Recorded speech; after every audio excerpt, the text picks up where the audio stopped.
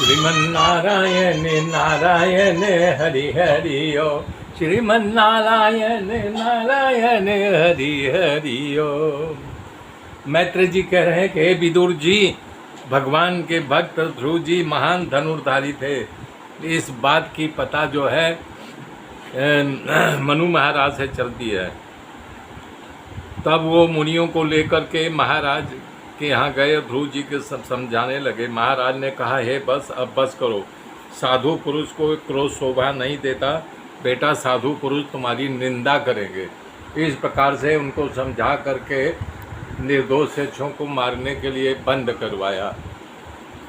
हे बेटा, भगवान हरि के लोग खुश रहते हैं जो अपनों से बड़ों को सहन करते हैं, बराबरी के साथ मित्रता करते हैं और अपने छोटों के साथ करुणा दिखाते हैं, समझ जीवों के साथ समता का व्यवहार करते हैं।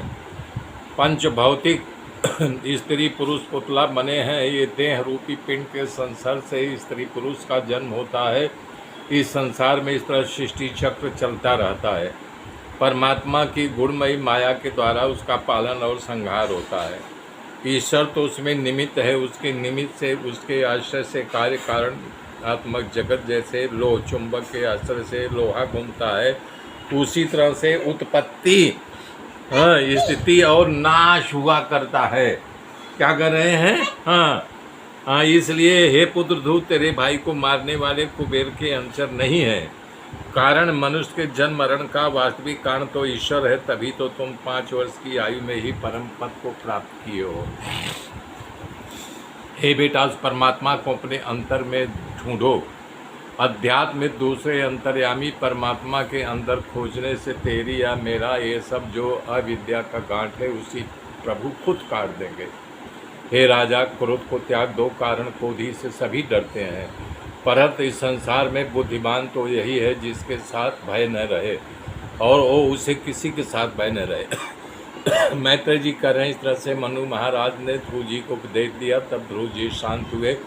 तभी वहाँ यक्षों के राजा कुबेर आ गए और ध्रुव जी को कहने लगे, हे विशुद्ध थे ध्रुव जी, सचमुच में न तो तुम्हारे भाई को यक्षों ने मारा है और न तुम्हारे भाई ने यक्षों को मारा है। संसार में सभी जीव की उत्पत्ति विनाश का कारण तो मात्र काल ही है। तो उसके लिए ध्रुव जी को समझाया, मनाई। सुनीति ने कहा, जा रहा है जिसे जाने दे, इसी में इसका कल्याण है।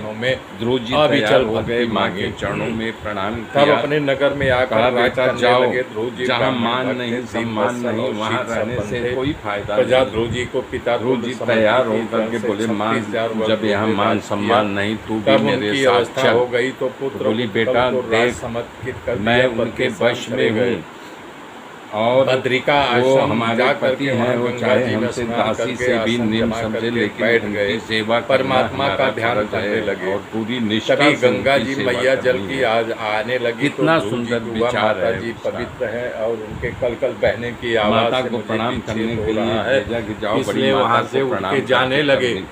तभी गंगा जी प्रकट हो गई, बोली, महाराज सुरुचि को प्रणाम करने के लिए आप यहाँ से मत जाइए, आप यहीं बैठिए।